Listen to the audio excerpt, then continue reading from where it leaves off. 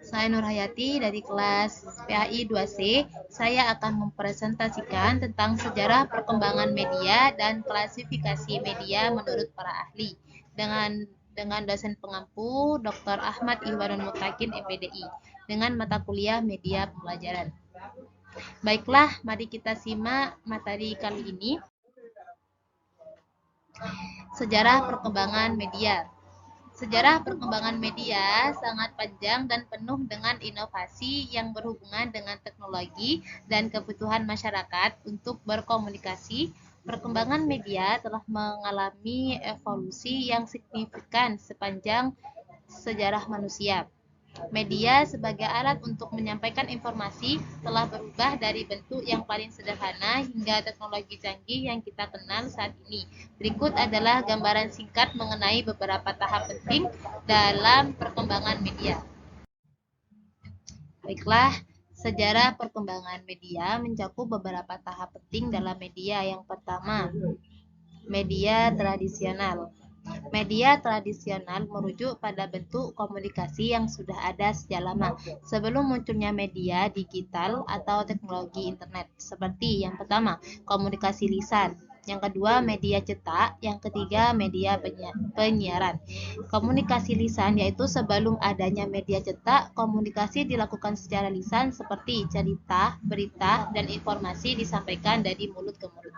Yang kedua yaitu media cetak. Penemuan mesin cetak oleh Johannes Gutenberg pada abad ke-15 menjadi tonggak penting dalam sejarah media, seperti buku, surat kabar, dan majalah mulai diproduksi secara massal, memungkinkan penyebaran informasi yang lebih luas. Yang ketiga yaitu media penyiaran. Pada abad ke-20, radio dan televisi menjadi media penyiaran utama. Radio memberikan informasi secara cepat dan langsung ke masyarakat, sementara televisi menambahkan elemen visual. Media tradisional cenderung memiliki jangkauan audiens yang besar, namun tidak seinteraktif media digital yang ada sekarang.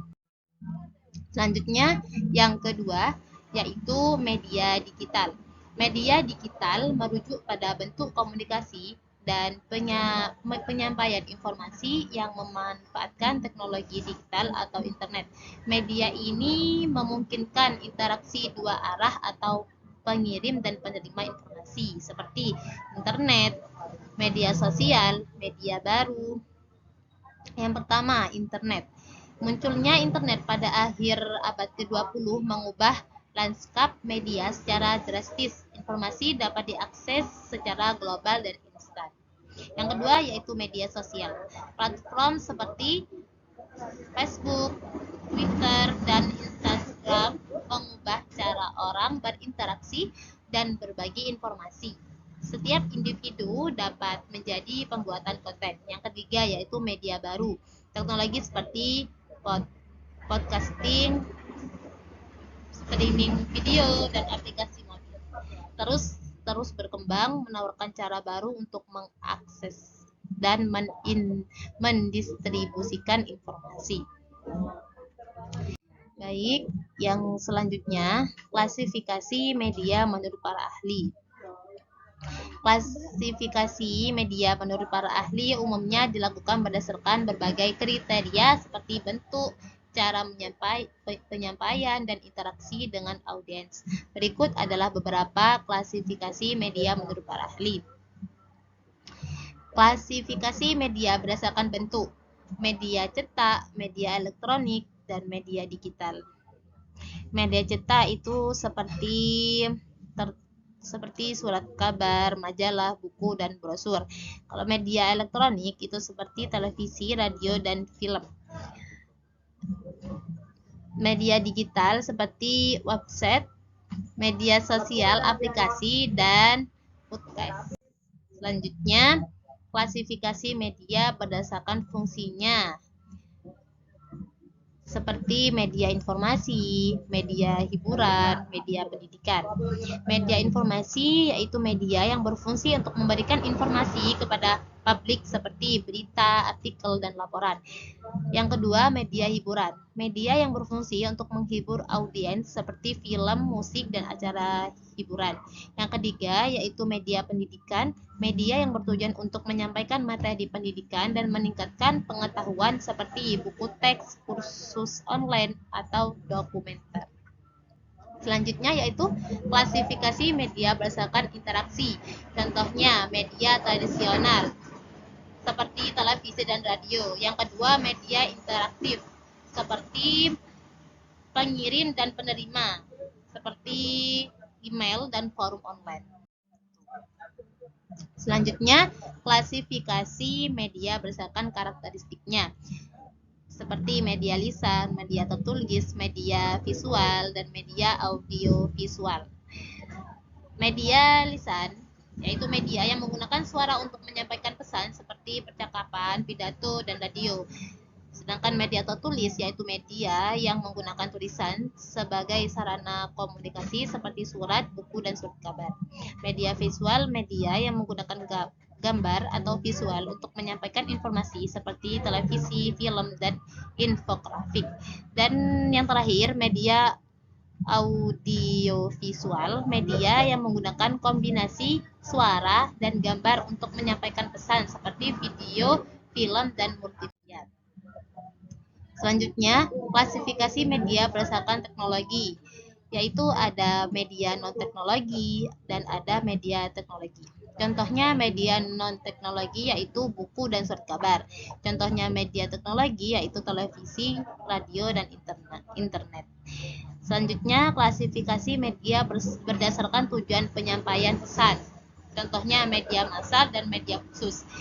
Media massal yaitu media yang ditujukan untuk khalayak luas dengan karakteristik penyampaian pesan satu arah seperti televisi, radio, dan surat kabar.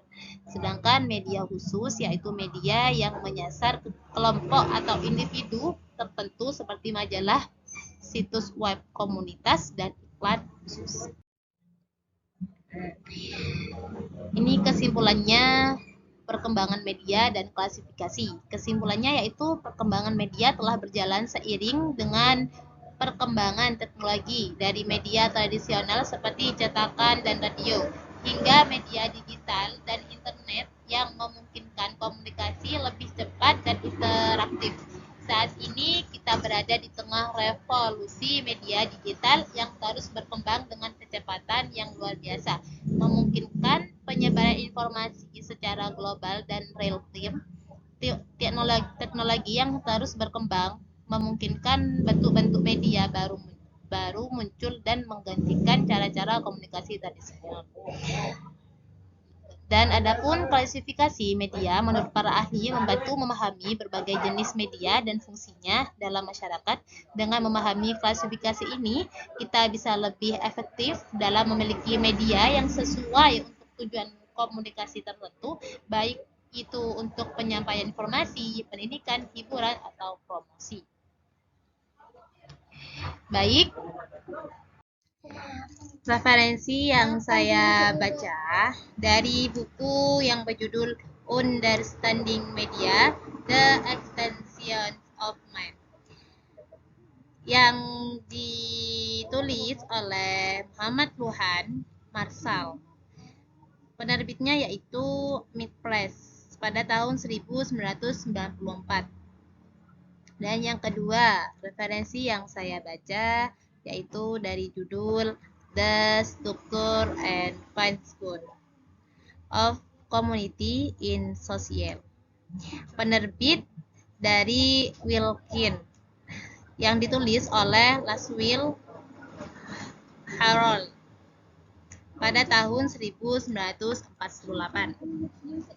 Yang ketiga, referensi yang saya baca dari judul Communication, Darius Oring, penerbit Pearson tahun 2001, yang ditulis oleh Severin.